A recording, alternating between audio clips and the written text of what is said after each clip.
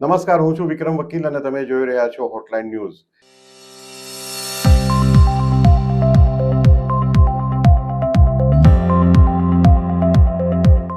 2015ના વર્ષમાં ગઈકાલના દિવસે ગુજરાતમાં અનામત આંદોલનની શરૂઆત થઈ હતી. પણ પાટીદારોને અનામત આપવા માટે હાર્દિક પટેલ અને એમના મિત્રોએ સંગઠન બનાવીને પાસ બનાવ્યો અને ત્યાર પછી જે આંદોલનની શરૂઆત થઈ એમાં ખૂબ મોટા પાયે તોફાનો થયા હતા, હિંસા થઈ હતી, ઘણા બધા નિર્દોષ લોકોના મૃત્યુ થયા હતા. પોલીસે લાઠીચાર્જ કર્યો હતો, ગોળીબાર કર્યો હતો અને એ આખા દેશમાં એની ખૂબ મોટી ચર્ચા થઈ હતી અને છેવટે એ વખતના તત્કાલીન મુખ્યમંત્રી આનંદીબેન પટેલે રાજીનામું આપવું પડ્યું હતું. બલિહારી જુઓ કે આગેવાની લેનાર, આંદોલનની આગેવાની લેનાર હાર્દિક પટેલ આજે બીજેપીમાં ધારાસભ્ય છે વિરમગામના અને બીજેપીમાં સાથે જોડાઈ ગયા છે કેટલા વર્ષોથી અને બીજેપી તરફી વાતો કરે છે. પણ આજ હાર્દિક પટેલે એક મોટો બોમ્બ ધડાકો કર્યો છે. એમણે એમના ટ્વિટર એકાઉન્ટ પર જે લખ્યું છે, એમણે હિન્દીમાં લખ્યું છે, એના પરથી આપને પણ ખ્યાલ આવશે કે હાર્દિક પટેલ શું કરવા માંગે છે. પોતે ભાજપમાં હોવા છતાં પણ જે એ વખતે અનામત આંદોલન વખતે જે એમણે ફાળો આપ્યો હતો એના વખાણ કર્યા છે અને કહ્યું છે કે અમારા દબાણને કારણે સરકારે ઝૂકી અને અમારી માંગણીઓ મંજૂર રાખી હતી. તમે આ પહેલા સાંભળો અને ત્યાર પછી આપણે આજે આ ટોપિક પર વાત કરશું, વધારે ચર્ચા કરશું જાણીતા પત્રકાર કિરીટભાઈ ત્રિવેદી સાથે. કિરીટભાઈ, આપનું સ્વાગત છે. જી धन्यवाद. हार्दिक पटेल ट्विटर पर लिखे છે कि आज ही के दिन गुजरात के करीब और आर्थिक रूप से कमजोर पाटीदार समुदाय के लिए सरकारी शिक्षा और नौकरियों में आरक्षण सुनिश्चित करने हेतु सभी के सहयोग से पाटीदार आंदोलन शुरू किया गया था. लगभग 3 वर्षों के संघर्ष और बलिदान के बाद न केवल गुजरात के पाटीदार समुदाय को बल्कि आरक्षण के दायरे से बाहर रखने वाले लगभग 30 समुदायों को गैर आरक्षित आयोग और निगम मिले. साथ ही मुख्यमंत्री युवा स्वावलंबन योजना के तहत प्रतिवर्ष 1000 करोड़ रुपए की योजना और सरकारी नौकरियों में 5 वर्ष की आयु सीमा भी बढ़ाई गई. हार्दिक पटेल आगे लिखे छे, जनवरी 2019 में प्रधानमंत्री श्री नरेंद्र भाई मोदी के प्रयासों से भारत के इतिहास में पहली बार गुजरात सहित देश भर के पाटीदार, ब्राह्मण, राजपूत सहित 50 से अधिक समुदायों को आर्थिक आधार पर 10% आरक्षण का लाभ मिला. लगभग हर दिन मुझे फोन आता है कि हार्दिक भाई, आपके द्वारा शुरू किए गए आंदोलन की वजह से जो आरक्षण और योजना लागू हुई, इसके कारण मुझे नौकरी या एडमिशन मिला. यह लड़ाई समाज के करीब लोगों के लिए थी और सफल रही.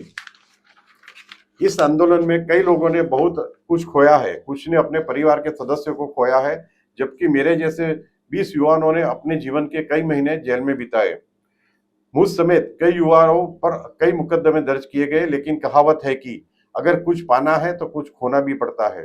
मुझे इस बात का जरा भी दुख नहीं है कि मैं जेल में गया, पर मुझे इस बात का दुख है कि मैंने समाज के युवाओं को खो दिया. लेकिन इस आंदोलन से समाज को जो लाभ मिला उससे मैं खुश हूँ. यही आंदोलन पूरे समाज का था और इतिहास इस आंदोलन को हमेशा याद रखेगा. मैं गुजरात के सभी युवा पाटीदारों और पाटीदार परिवारों को पाटीदार क्रांति दिवस की हार्दिक बधाई देता हूँ और शहीद पाटीदार युवाओं को श्रद्धांजलि अर्पित करता हूँ.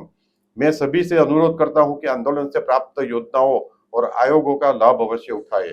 હવે આ જે હાર્દિક પટેલ લખે છે આ 25મી તારીખે 25 ઓગસ્ટ અને એ દિવસે નરેન્દ્ર મોદી નિકોલ વિસ્તારમાં આવે છે અમદાવાદમાં, જ્યાં પાટીદારોની બહુમતી છે.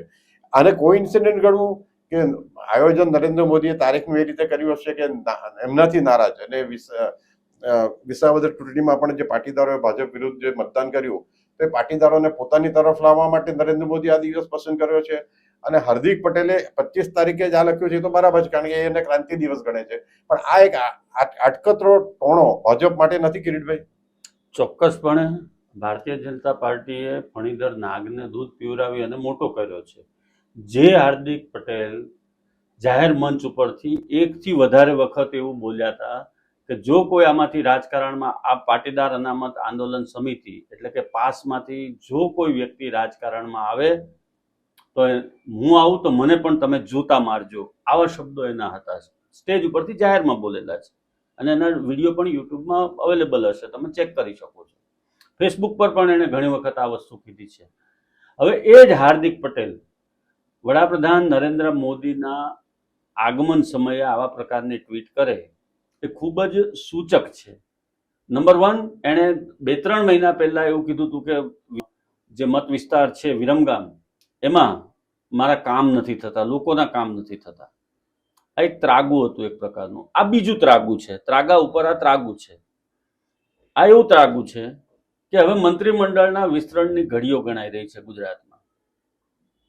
ત્યારે ટકો લો પણ મને ગણો, એ માનસિકતા સાથે એણે પોતાનો પરિચય આપ્યો છે. આ આખી વાતની અંદર એણે એમની આત્મશ્લાઘા રજૂ કરી છે અને એમણે શું શું કર્યું છે સમાજ માટે કે શું કર્યું છે એ બધી એણે વાત રજૂ કરી છે. પાટીદાર અનામત આંદોલન એની જગ્યાએ છે. હવે ભારતીય જનતા પાર્ટીએ એને ગળામાં સાંકળ નાખી અને એક ખીલ્લો બાંધી દીધો છે. હવે ત્યાં એ ગમે એટલા ધમ પછાડા કરશે, કદાચ એવું પણ બને કે આવતી વખતે એને ટિકિટ પણ ન મળે. આવા પ્રકારના નિવેદનો અને આવા પ્રકારના એના જે વાણી વર્તન છે એના કારણે ન મળે ટિકિટ, એવું પણ બની શકે. આ ભારતીય જનતા પાર્ટી છે, આમાં ગમે ત્યારે ગમે તેને ઘેર બેસાડી શકે છે એ લોકો, કેમ કે એ લોકોને એના સંગઠનનો પાવર છે, એ લોકોની પાસે કાર્યકરોની ફોજ છે. પરંતુ હાર્દિક પટેલે જે કર્યું છે એ એક પ્રકારનું ત્રાગુ છે અને એને મંત્રીમંડળમાં સ્થાન જોઈએ છે, કેબિનેટમાં એને ઘૂસવું છે, એને મંત્રી બનવું છે. એના માટે આ બધી પ્રેશર ટેકનિક અપનાવી રહ્યા છે. બીજી વસ્તુ કે ગુજરાતનું રાજકારણ અત્યારે આપણને જે દેખાય છે ઉપરથી શાંત, એટલી પરિસ્થિતિ શાંત નથી. પરિસ્થિતિ વિપરીત છે. કાર્યકરો ભયંકર નારાજ છે, ધારાસભ્યો પણ નારાજ છે અને મુખ્યમંત્રી ભૂપેન્દ્રભાઈ પટેલના જે ઉપર શાંત દેખાય છે વહીવટ, એ વહીવટમાં ઘણી બધી ફરિયાદો લોકોને છે. ખાસ કરીને જાહેર કામો જે છે એની અંદર લોકોની કોઈ વાત નથી સાંભળતું. આ બધી જ ફરિયાદો લોકોની છે. કાર્યકરો નારાજ છે ભારતીય જનતા પાર્ટીના.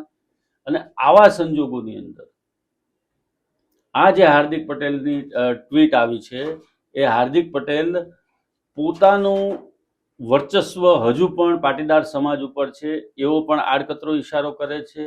સમાજ પોતાની સાથે છે એવો પણ એમાં ઈશારો કરે છે અને સમાજ માટે પોતે કંઈક કર્યું હોવાનું એસ્ટાબ્લિશ કરે છે. એટલે આ તમામ બાબતોનું આપણે જો આમ સંકલન કરી અને મનોમંથન કરીએ તો વિક્રમભાઈ એક જ વાત સામે આવે છે કે આ વ્યક્તિ પોતાની મનોકામનાઓ પૂર્ણ કરવા માટે સમાજને સારી રીતે ઉપયોગ કરી શકે છે અને એના કરતાં પણ આ બેસ્ટ યુઝર છે, યુઝ એન્ડ થ્રોની નીતિમાં માને છે. એને જ્યારે ટિકિટ મળી ત્યારે એના સાથી જે પાટીદાર અનામત આંદોલનના સભ્યો હતા એને વિશ્વાસમાં લીધા છે કે કેમ, એ પણ સવાલ છે. બીજી વસ્તુ કે જો રાજકારણમાં નહીં આવવા માટે તમે આ આંદોલન કર્યું હતું તો તમારું માત્ર ને માત્ર 7 વર્ષમાં એવું કેવું હૃદય પરિવર્તન થઈ ગયું કે 2022ની ચૂંટણીમાં તમે વિરમગામમાંથી ઇલેક્શન લડ્યા? આનો જવાબ સમાજે માંગવો જોઈએ. અને જે પરિવારના દીકરાઓ મૃત્યુ પામ્યા છે, આમાં 14થી વધારે લોકો મૃત્યુ પામ્યા હતા આ આંદોલન દરમિયાન, એવું મને યાદ છે.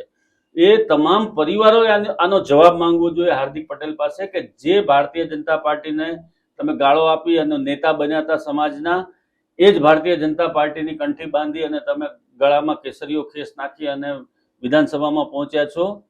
તો આ જવાબ આ જે શહીદ યુવાનો હતા, નિર્દોષ હતા બિચારા, એના પરિવારે એનો જવાબ માંગવો જોઈએ અને હાર્દિક પટેલ એ જવાબ આપવા માટે બંધાયેલા છે. તો આ વસ્તુ ખાસ માઇક્રો લેવલે તમે વિચાર કરો તો ચોક્કસપણે એક જ વાત સામે આવે છે કે પાટીદાર સમાજના નામે આંદોલન કર્યા બાદ, પાટીદાર સમાજના નામે ધારાસભ્ય બન્યા બાદ હવે પાટીદાર સમાજનો ભારતીય જનતા પાર્ટીને ડર બતાવી અને માત્ર મંત્રી પદ એમને જોઈએ છે. એના માટેના આ બધા ત્રાગા છે. જી કિરીટભાઈ, પણ આ જે લખાણ આપણે જોયું, ટ્વીટ જે એમણે કરી હતી હાર્દિકભાઈએ અને 25 તારીખે જ કરી, તો એનું ઉદ્દેશ જે વખતે વડાપ્રધાન મોદી ગુજરાત આવે, અમદાવાદ આવે અને એમની રોડ શો કરે, એ જ વખતે એક સંદેશો આપવાનો એવો નથી લાગતું કે ભાઈ તમે મને મારી અવગણના નહીં કરતા? અને બીજી વસ્તુ એ કે એ હજુ પણ જે આ આંદોલનનો હેતુ એનો જે હતો તે સ્વાર્થનો જ હતો કે ભાઈ એમને નેતા બનવું હતું અને એમાં ઘણા બધા નિર્દોષ પાટીદાર યુવાનોના મૃત્યુ થયા અને એ વખતે આંદોલનની તરફેણ કરનાર કરતા વિરોધ કરનારા મોટો વર્ગ હતો ગુજરાતમાં, પણ એક મોટો વર્ગ. તો હજુ પણ હાર્દિક પટેલના મનમાંથી તો એને પોતે હીરો બની ગયા આંદોલનથી અને પોતે જ બધું બધાને અને એમને કારણે જ જે અનામત મળી કે સરકારે અમુક માંગણીઓ સ્વીકારી એમની, એ વખતે સરકારની મજબૂરી પણ હતી અને સ્વીકારવી પડી, પણ એને કારણે આનંદીબેનની રાજકીય કારકિર્દી લગભગ પૂરી થઈ ગઈ. તો એ આટલું મોટું જ્યારે ડેવલપમેન્ટ આવ્યું તો તમને એવું લાગે છે કે એક અહેવાલ એવા આવી રહ્યા છે કે ભાઈ ગુજરાતના મંત્રીમંડળમાં મોટા પાયે ફેરફાર થઈ રહ્યા છે અને CR પાટીલે 2 દિવસ પહેલા જે કહ્યું કે હવે ફરી અમદાવાદ કમલમમાં ફરીથી આપણે પાછા થોડા દિવસ પછી ભેગા થવાનું જ છે, એનો અર્થ કેટલાક એમ કાઢી રહ્યા છે કે કેટલાક ખમતીધર પ્રધાનોને પડતા મૂકીને નવા યુવાનોને મોકો આપવામાં આવશે. એવું લાગે છે તમને કે હાર્દિક પટેલને આ પ્રધાનમંડળમાં સ્થાન મળશે? હાર્દિક પટેલને સ્થાન મળશે કે કેમ એ તો હવે સમય જ કહેશે. મોટા ભાગે એનો ચાન્સ લાગે એવા ચાન્સ ખૂબ ઓછા છે, એટલા માટે કે એ જે રીતે ભારતીય જનતા પાર્ટીના શાસનની સામે આ પ્રકારની ટ્વીટ કરવી અથવા તો ખુદ મુખ્યમંત્રીની સામે ફરિયાદ કરવી કે સંકલનોમાં ફરિયાદ કરવી, એ બધી જે એની પ્રવૃત્તિ છે, વિદ્રોહી માનસિકતા સાથે એ ભારતીય જનતા પાર્ટીમાં પ્રવેશ કર્યો છે. એના મગજમાં કશે ને કશે હજી પણ ક્રાંતિના બીજ જે રોપાયેલા છે કે સમાજની અંદર બધાને એકતાનો વાત કરવી અને પોતાનો ઉલ્લુ સીધો કરી લેવો, એ જે એના મગજની અંદર ચાલી રહ્યું છે, એમાંથી એ પ્રેશર ટેકનિક અપનાવી રહ્યા છે અત્યારે.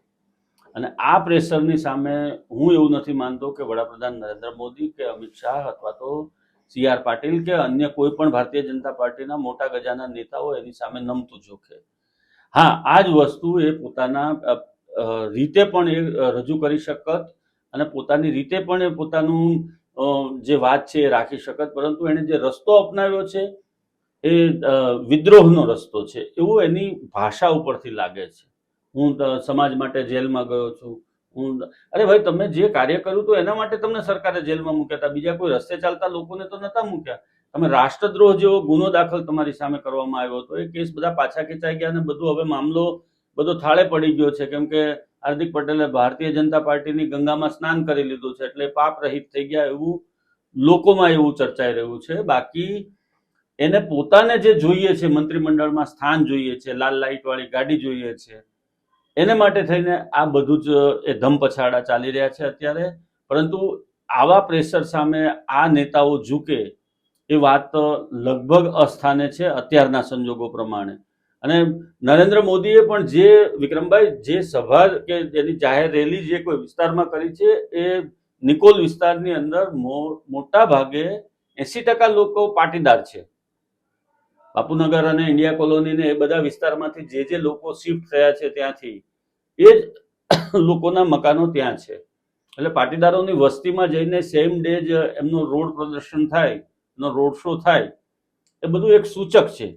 આ હાર્દિક પટેલને પણ જવાબ છે કે તમારા વિસ્તારની અંદર મારી લોકપ્રિયતા કેટલી છે. ત્યાં પબ્લિક તો સ્વાભાવિક રીતે જ ઉમટી પડી હોય છે. તો આ એક એ જવાબ પણ છે કે તમે આંદોલન કર્યું, તમે તમારું ધારું કરાવવામાં સફળ રહ્યા, સરકારે રહેમ રાહે બધું જ કામ કર્યું છે અત્યાર સુધી, પરંતુ તમે કોઈ પણ પ્રકારની ટેકનિક આવી રીતે પ્રેશરની ટેકનિક અપનાવશો તો એ સ્વીકાર્ય નથી. આ પણ એક સંદેશો છે એમાં.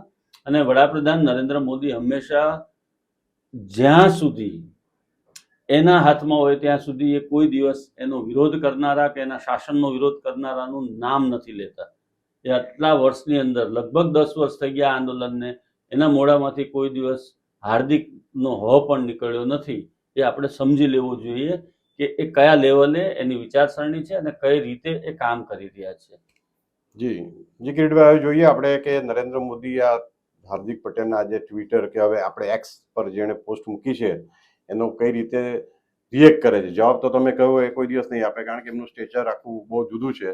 પણ હવે કદાચ સ્થાનિક લેવલે હાર્દિક પટેલ પર સામે કોઈ પગલાં લેવાય કે હાર્દિક પટેલને પંપાડવામાં આવે, એ તો ભવિષ્ય જ કહેશે. Thank you very much Kirit. Ji ધન્યવાદ દર્શક મિત્રો. આવા જ પ્રકારના વિડીયો જોવા માટે આપ અમારી હોટલાઇન ન્યૂઝ ચેનલને લાઇક કરો, શેર કરો અને સબસ્ક્રાઇબ.